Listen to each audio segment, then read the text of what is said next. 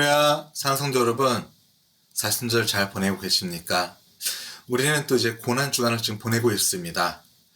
제가 어제 설교에서도 그 십자가의 길, 그 14처에 관해서 같이 나누었던 것 같습니다. 그 14처를 우리가 묵상하면서 한번 그 예수님께서 걸어가신 그 십자가의 길을 한번 되돌아보는 시간 되시는 거 정말 좋은 시간이 될 것 같습니다. 저도 그 14처 기도문을 묵상하면서 다시 한번 주님께서 나를 위해 돌아가신 그 십자가의 길을 한번 돌아보는 시간이 되었습니다. 여러분들도 이 고난주간 정말 주님께서 우리를 위해 걸어가신 그 십자가의 길을 돌이키면서 우리도 그 길을 같이 걸어가시는 여러분들 되시기를 간절히 바라고 바랍니다. 오늘 같이 보신 말씀은 요한복음 19장 4절에서 6절에 있는 말씀입니다. 빌라도가 다시 밖에 나가 말하되 보라, 이 사람을 데리고 너에게 나오나니 이는 내가 그에게서 아무 죄도 찾지 못한 것을 너희로 알게 하려 함이로다 하더라.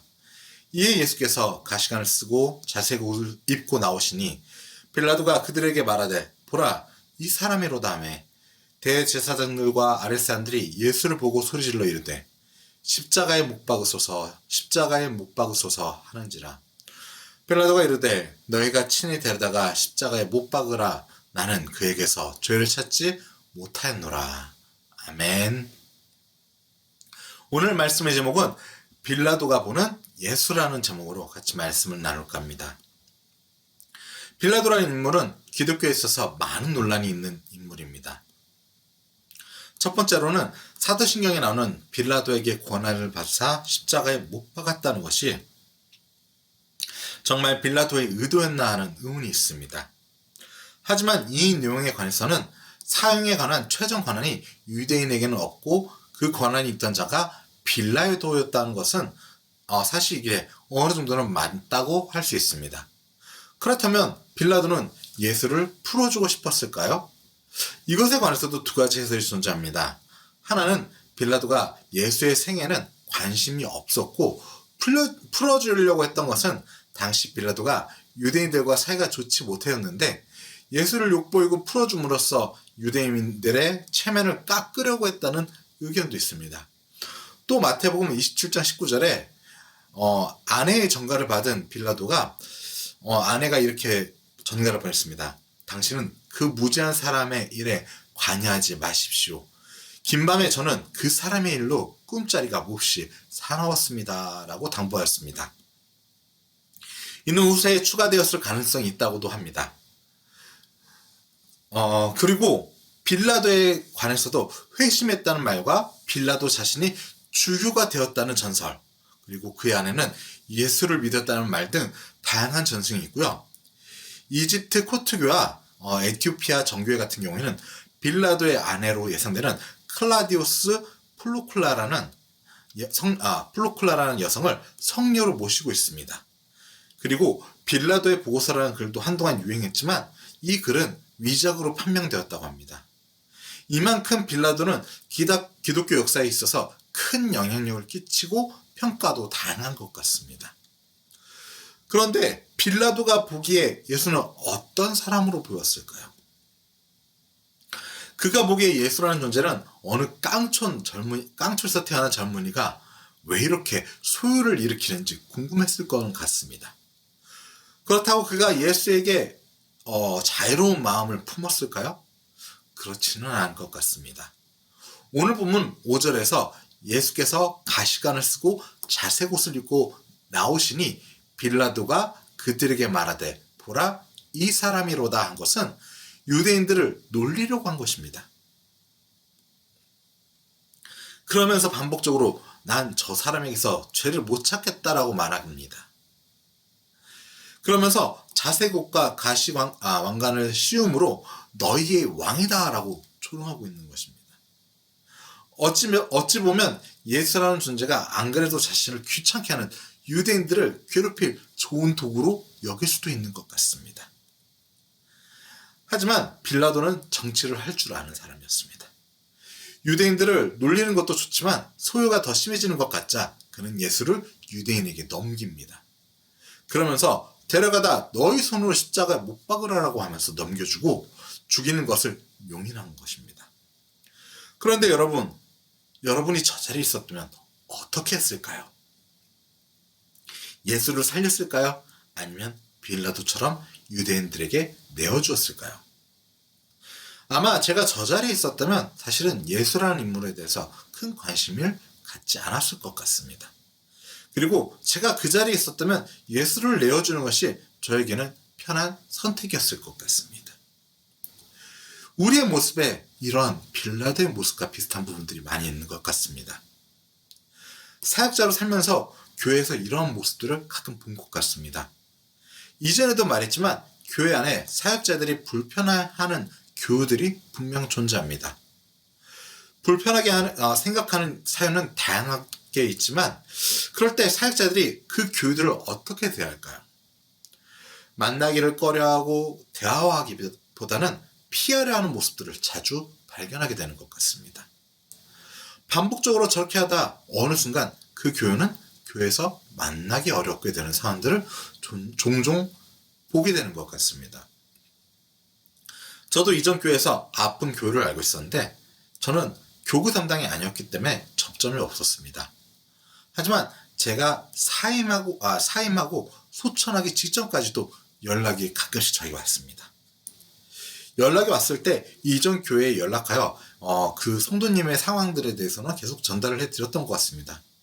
하지만 사역자들이 결국 그분께 연락을 하지는 않았던 것 같습니다. 뒤돌아보니 이분의 전화를 마지막으로 받은 것도 교회를 떠난 저였던 것 같습니다. 교회가 교우를 바라보는 현실이 이럴 때도 있겠구나 하는 마음이 가슴에 좀 아렸던 것 같습니다. 빌라도가 바라본 예수는 그냥 팔레스타인 지역에서 한 사람이었습니다. 자신에게 있어 그의 생사 여탈은 그다지 관심이 없고 그보다 그로 말미암아 파생되는 문제에 더 관심이 많았을 것입니다.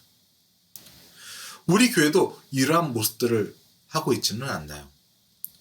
교회 행사와 각종 모임들을 우선시하다 상처받는 성도들을 저는 가끔씩 보는 것 같습니다.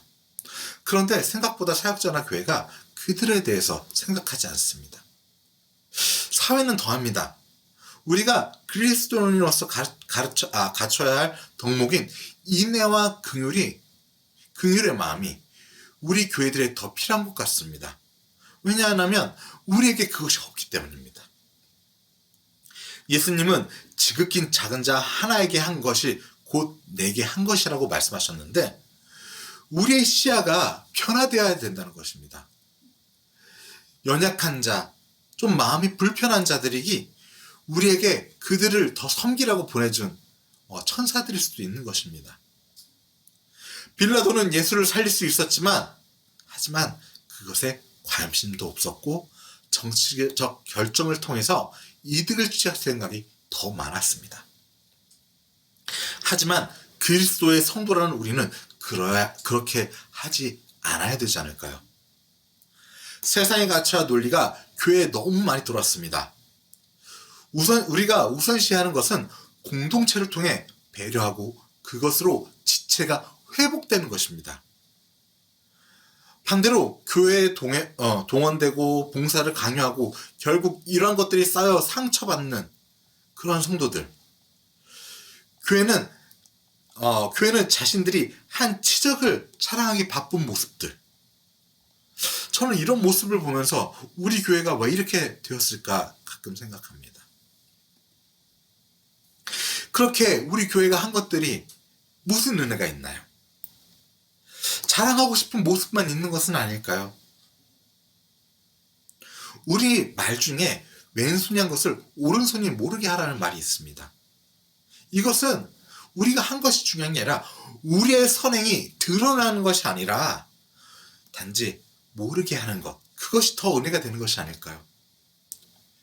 우리의 사역의 모습이 이루어야 될 것입니다. 선을 통해 영혼이 회복되기를. 빌라도와 같이 영혼에 관심이 없는 눈으로 사람을 보고 있지는 않나요? 우리는 그렇지 말아야 될 것입니다. 우리의 시선의 결과가 생명을 죽이는 것이 되면 안 되기 때문입니다. 우리는 업무를 효율적이나 잘하는 것이 중요한 게 아니라 우리가 이것을 통해 우리의 지체, 한 생명이 살아나는 것에 더 목적을 가져야 될 것입니다. 우리의 주변의 지체를 좀 더 관심의 눈빛으로 바라보는 여러분들이 되시기를 간절히 바라고 바랍니다. 내 옆에 있는 지체가 내가 섬겨야 할 누구입니다. 그리고 그에게 하는 것이 하나님께 하는 것입니다. 사랑하는 성도 여러분, 예수 그리스도께서 하셨듯이 우리도 섬기며 살아가는 거룩한 그리스도의 자녀들이 되기 원합니다. 빌라도는 예수를 살릴 수 있었습니다. 그리고 가룟 유다도 예수님을 팔지 않을 수도 있었고 팔았더라도 회심할 수 있는 기회가 있었습니다. 하지만 그들의 눈에, 시선에 세상의 논리가 있었기에 빌라도는 한 생명을 죽였고 가룟 유다는 자신의 부끄러움만 보며 그 치욕을 자신이 죽음으로써 해결했습니다. 우리의 생각이, 우리의 시선이 더 주님의 시선과 주님의 생각으로 변화되는 여러분 되시기를 간절히 바라겠습니다. 기도하겠습니다. 사랑하는 하나님, 우리가 사순절을 보내면서 또 고난주간을 보내면서 주님이 걸어가신 그 길을 우리가 돌아봅니다. 주님께서 걸어가신 그 길 가운데 많은 사람들이 관여되어 있었습니다. 그들은 자신의 선택으로 인해서 한 생명을 살릴 수 있었고 또 자신의 선택으로 인하여 자신의 생명을 살릴 수 있었습니다. 하지만 그들의 생각과 시선은 하나님을 향하고 있는 것이 아니라 세상을 향하고 있었습니다. 주님, 우리는 그러한 선택을 하지 않게 하여 주시옵소서. 우리의 시선과 우리의 생각이 하나님이 원하시는 하나님 나라를 먼저 바라보게 하여 주십시고, 그리고 우리의 생각과 우리의 시선이 상처받은 지체를 향하게 하여 주시옵소서. 또한 우리가 더 하기 원하는 것은 정말 상한 영혼이 회복되는 그 공동체를 꾸릴 수 있게 주엽게 하여 주시옵소서. 주님, 우리가 매일매일 나아가는 길 가운데 주님께서 우리에게 놀랍게 역사하실 것을 기대합니다. 오직 주님이, 오직 주님만이 홀로 영광 받아 주시옵시고 이 사순절을 통해 우리가 그 길을 담대히 따라갈 수 있는 주의 거룩한 성도들 되게 하여 주시옵소서. 감사드리며 주 예수 그리스도 이름으로 기도드립니다. 아멘.